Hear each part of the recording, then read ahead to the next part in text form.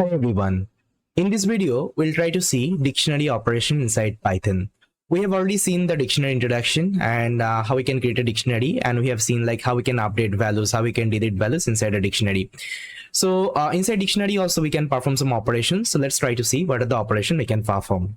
So guys, you can see inside dictionary, we can only perform two operations like membership operations and iteration operations. I think you already know what is membership operations. So let me just define one dictionary. Let's say D1, or I can just write D, and I'll just take some, let's say, item here. Let's say name. So let's say this is my dictionary. Now, if I just perform, let's say, I'll just simply write, let's say, Bappy in D.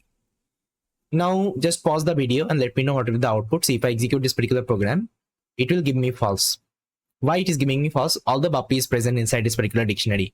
See, membership operator will only work with respect to the key, not with respect to the value. Now see, if I give the key, if I just write name in D, it will give me true because name is present inside this particular dictionary.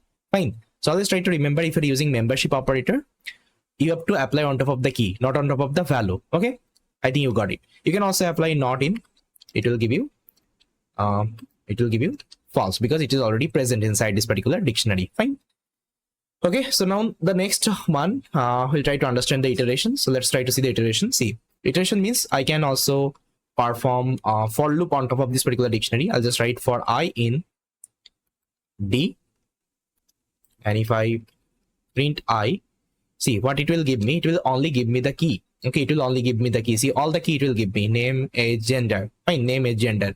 But if you also want to see the values, what you can do? You can simply apply one trick. You just simply write comma D, and inside that I will pass this particular I, because every time it will update this particular key, right?